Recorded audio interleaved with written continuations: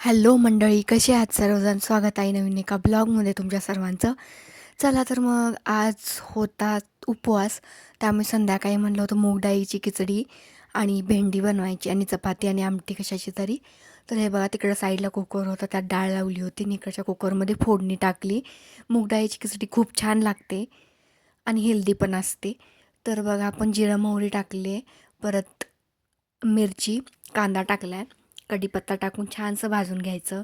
परत जरा गोडा मसाला, जरा घरी बनवलेला लाल तिखटच आहे, हळद आणि आपण बिर्याणी मसालाही थोडासा टाकला आहे.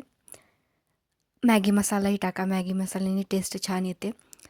तर हे बघा, सगळं मूग असं भिजू घालून ठेवायचं थोड्या वेळासाठी आणि ते भिजवलेलं मूगही टाकून घ्यायचं. तेही मिक्स करायचं छान असं, त्या तेलात थोडं परतायचं आणि थोडं पाणी घालून मुगाला थोडंसं आधी शिजवून घेते मी आणि नंतर त्यात तांदूळ टाकते भिजवलेला.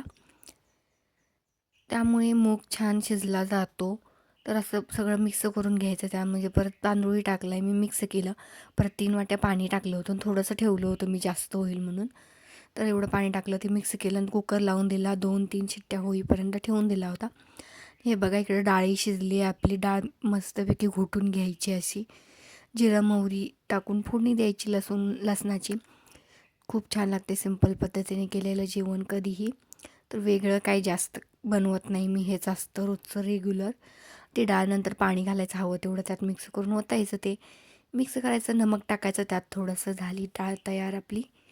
तर बघा, हे सगळं चालू होतं, म्हणलं तोपर्यंत आपण बाहेर जाऊन यावं. सगळं बंद केला गॅस ते. हे बघा, फक्त आभाळ येतंय, पाऊस काही पडला नव्हता.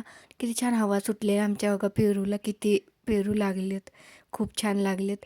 ज्याचा शॉर्ट व्हिडिओ टाकला आहे तोही बघा, त्यात दाखवलेत मी. पेरू खूप मोठे मोठे लागलेत आणि पिकायला लागलेत आता. खूपच छान आहेत आणि असं काही आभाळ आलं होतं आणि वारंही सुटलं होतं, पण पाऊस काही पडत नव्हता. तर आपण इकडं तिकडं केलं थोडंसं. हे बघा, भेंडी लावली आहे आणि भेंडीला भेंड्या लागल्यात. ह्या देशी भेंड्या, ते पावट्याची झाडं आहेत. देशी भेंडीचा थोडा कॅमेरा हलला असेल, कारण का माझा पाय थोडा घसरला होता.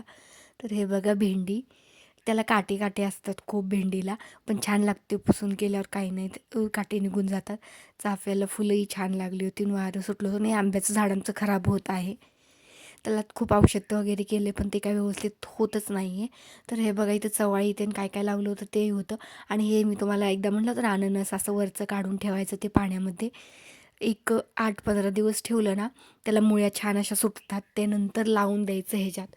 केळीची झाडं आहेत तिथंच ठेवलं होतं एका ह्याच्यात. आणि हे बघा किती छान इथं आहे ना, हे गेल्या वेळी लावलं होतं, ह्याला 1.5 वर्ष झालं आहे आता. ह्याला कधी अननस लागणार आहे काय माहिती, पण छान असं झालं इथे.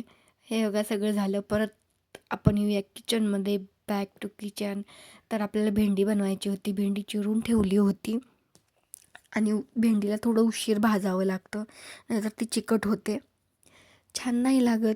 त्यामुळे भेंडीला खूप एक 5-10 मिनटं, 5 ते 7 मिनटं भाजलं असेल, 10 मिनटं काही नसेल भाजलं. छान असं भाजून घ्यायचं, वरती थोडं झाकण ठेवून भाजून घ्यायचं. निकडं चपात्याही बनवत होतो, पटपट आवरायचं होतं काम म्हणून. अशी छान अशी भेंडी भाजायची. थोडी भाजत आल्यावर तेल टाकायचं. थोडं काळं झालं आहे खाली, ती भेंडीचं चिकटपणा निघतो, त्यामुळे ते तसं होतं.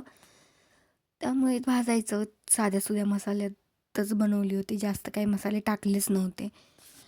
तर हे भाजून छान असं घ्यायचं. नंतर त्याच कढईतली भेंडी काढून घ्यायची आणि त्यातच थोडंसं तेल टाकायचं, जिरं मोहरी टाकायची, कांदा टाकायचा बारीक कट केलेला, तो भाजायचा छान असा आणि त्याला तो स्मोकी फ्लेवर येतो, खालचं ते काळं लागलं म्हणजे तो खूपच छान लागतं. त्यामुळे ते तसंच ठेवलं होतं मी. काही कढई धुवत नाही बसत, जर कधीतरी धुतं, नाही तर तसंच टाकते फोडणी. तर हळद टाकली, कांदा भाजल्यानंतर थोडंसं लाल तिखट टाकलं, ते खूप छान असं मिक्स केलं आणि आपण भाजून घेतलेली छान अशी भेंडी त्यात ओतली, ती मिक्स केली. बघा, इथे अजिबात चिकट झाली नव्हती भेंडी, सगळ्यांना आवडते खायला आणि देशी भेंडी आहे, देशी भेंडीची चव ही वेगळीच लागते. तर नक्की एकदा ट्राय करा अशी भेंडी.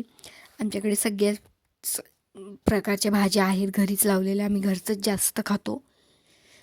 गावाकडं आणि त्यात आम्ही मळ्यात राहतो, त्यामुळे काय सगळं घरातच लावलेलं असतं.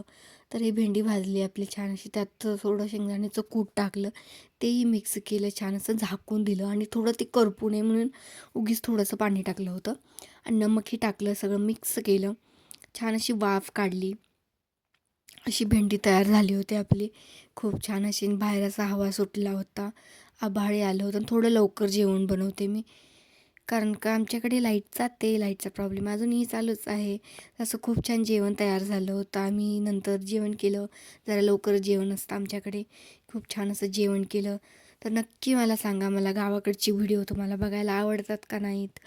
लाईक करा, शेअर करा, कमेंट करा आणि सो प्रियाला सबस्क्राईब करा. भेटू नेक्स्ट ब्लॉगमध्ये. तोपर्यंत बाय बाय.